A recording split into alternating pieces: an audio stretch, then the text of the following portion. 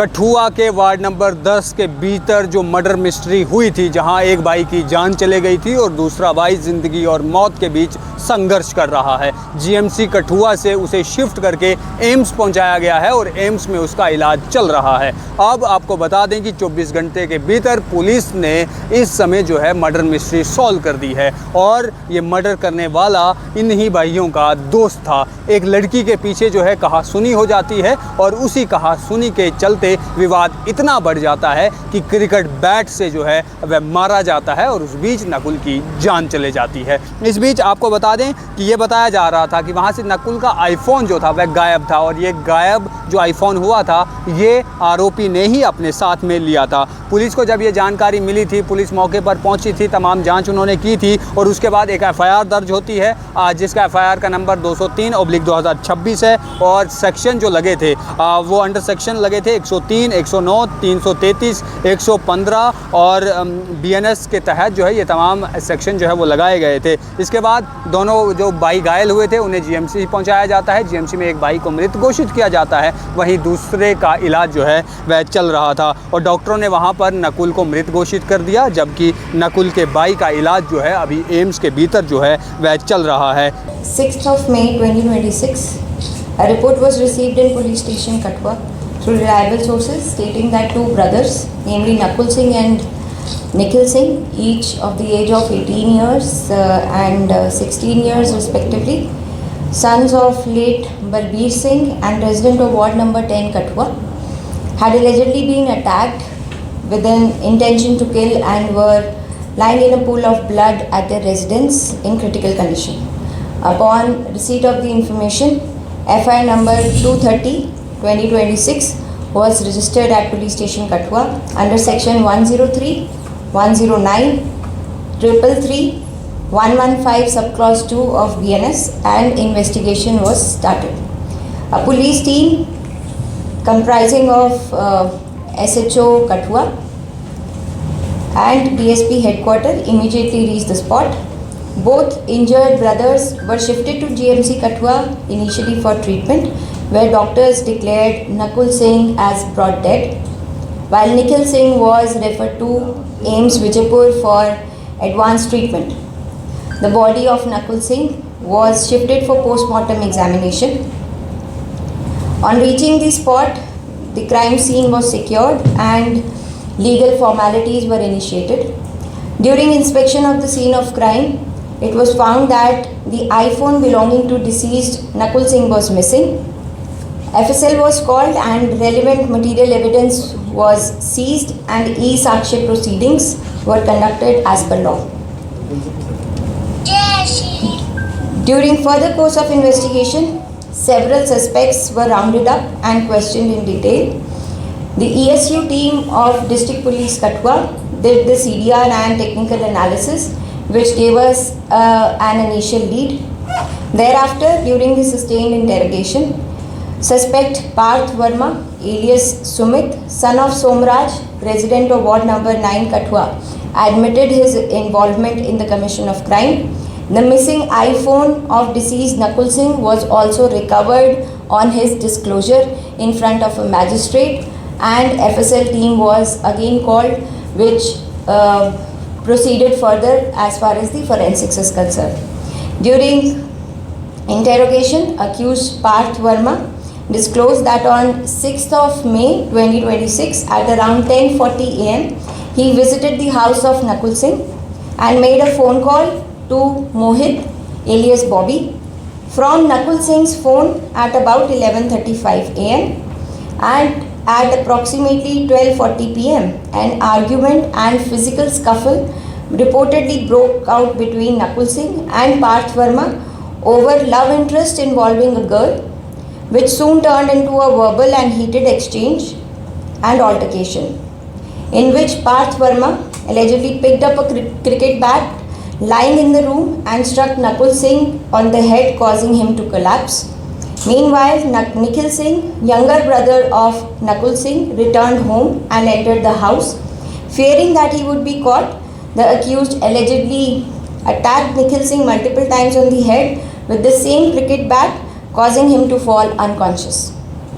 After committing the crime, The accused allegedly left the cricket bat at the scene, took away Nakul Singh's phone and fled away from the spot. This cricket bat was later on seized when our team reached the crime scene. At around 5 p.m., the victim's mother, Jyoti Devi, returned home from office and discovered her sons lying in a pool of blood. Upon her cries for help, neighbors gathered at the scene and informed the police, after which the entire investigation in the case got initiated. Thank you. Madam बताएं कि पार्थ वर्मा कहाँ से पकड़ा गया, क्या कठुआ से ही पकड़ा गया जब फरार हो चुका था? और इसमें मर्डर का एंगल क्या है, क्यों इसमें क्या इशू क्या रहा है इसमें? वो मैंने ऑलरेडी बता दिया है कि it is over love interest over a girl. जो अक्यूज था क्या उसकी फैमिली से रिलेशन था इसका, क्या वो था? ये आपस में दोस्त थे. जी. तो पार्थ वर्मा जो है, जो बताया जिसने पूरा गुनाह किया, क्या वो कठुआ से ही पकड़ा गया या फिर वो कठुआ से ही पकड़ा गया? बस पार्थ वर्मा जो है, जब ये उसने अटैक किया उसके बाद ये कहाँ भागा है? ये अपने ही इधर उधर में था, बट हमारे पास क्योंकि उसके फ़ोन नंबर्स थे और हम उसकी CDR और लोकेशन ले रहे थे, तो वो कठुआ में ही था. उसने कठुआ जिला नहीं छोड़ा था. मैं जब इनका स्कफल हो रहा था, क्या इन्होंने किसी तरीके का कोई ड्रग्स वगैरह कुछ लिया था, उसका कोई सेवन ये कुछ करते थे? देखिए, हुआ था जब? अभी ये चीज़ के बारे में मेडिकल रिपोर्ट जब आएगी तो तभी हम बता पाएंगे. पार्थ वर्मा की उम्र, क्या कुछ पहले भी कोई ऐसी हिस्ट्री है या फिर ये फर्स्ट टाइम ही कुछ इस क्राइम में? ये जो है, ये जनरली कुछ छोटी मोटी स्नैचिंग या चोरी के अंदर ये इनका पूरा ग्रुप एक छोटी मोटी चोरियों में कभी इनका नाम आता था. They were sometimes rounded up by the police as well. But Parth Verma जो है वो 19 साल का लड़का है जो कि ये छोटी मोटी चोरियां करता था. एक ही ग्रुप था तमाम जितने दोस्त थे आपस में. इससे पहले भी इनके घर पे आता था ये पार्थ वर्मा? हाँ, पार्थ वर्मा दोस्त है तो कभी कभार आता था इनके घर पे. जैसे उसकी मदर की स्टेटमेंट है कि इसके ऊपर पहले भी अटैक हुआ, जैसे लव एंगल है, तो क्या इसके साथ वो सारा अटैचमेंट है? देखिए, जो मैं आपको पहले भी बता चुकी हूँ, लव इंटरेस्ट के बारे में तो अब सामने आ ही गया, जब उसने खुद कहा है कि एक लड़की जो है वो उसको भी वो भी पसंद करता था, मैं भी पसंद करता था, तो उसके पीछे इनकी लड़ाई हुई है आपस में. मैम, जो पार्थ वर्मा और जो मोहित जो क्रिमिनल्स है, उनकी एज कितनी है? Parth Verma is 19 years old. Mohit Verma को आप क्रिमिनल मत बोलिए, बिकॉज उसका इसके अंदर कोई रोल नहीं है. उसको सिर्फ नकुल के फ़ोन से पार्थ ने कॉल किया था. किस तरह से देखते हैं कि मतलब 19 साल की उम्र में जो है इस तरह के जो है क्राइम कर रहे हैं, ये अभी 18+ के ही हुए हैं, तो कितना दहशत का माहौल जो है, क्योंकि सोसाइटी में तो काफ़ी ज़्यादा दहशत का माहौल जो है वो फैल चुका है. देखिए, मैं समझती हूँ कि सोशल मीडिया और ये लव इंटरेस्ट जो आजकल छोटे छोटे बच्चों में भी आ रहे हैं, और उस चीज़ को लेके this crime of passion that has happened, it is very unfortunate. But at the same time police ने इस केस को विद इन अप्रॉक्सीमेटली 24-25 आवर्स इसको क्रैक कर लिया है. तो बिल्कुल दहशत का माहौल जो इनिशियली इसमें बना था, उसमें पुलिस ने जिस तरीके से अपना काम किया है, जो अपना रोल निभाया है, उससे लोगों के बीच में एक ये मैसेज भी गया है कि अगर कोई इस तरीके की वारदात करेगा तो वो ज़्यादा देर तक बच नहीं पाएगा. उसको जहाँ से भी पकड़ के लाना होगा हम लाएंगे और केस जो है वो सॉल्व करेंगे. इसने पहले क्या दिया था कि बड़ी जल्दी इस मामले को सुलझा दिया जाएगा. मैडम, क्या देखते हैं सोशल मीडिया पर जो क्राइम वर्ल्ड बनाया जा रहा है, जो बच्चे एक दूसरे की देखा देखी में गैंगस्टर, गुंडे, वेपन, जब बड़े बड़ी ऐसी चीज़ों में संलिप्त हो रहे हैं, उस तरफ किस तरह से इन्हें रोका जा सकता है? जैसा कि आप देख रहे हैं, ऑनरेबल LG साहब की तरफ से नशा मुक्त अभियान एक चला है पूरे जम्मू कश्मीर में, और हम अवेयरनेस कैंप्स लगा रहे हैं, पदयात्राएं हो रही हैं. बच्चों की ये जो एनर्जी है उसको पॉजिटिव वे में चैनलाइज करने के लिए उनको स्पोर्ट्स एक्टिविटीज़ में हम उनको भागीदार बना रहे हैं.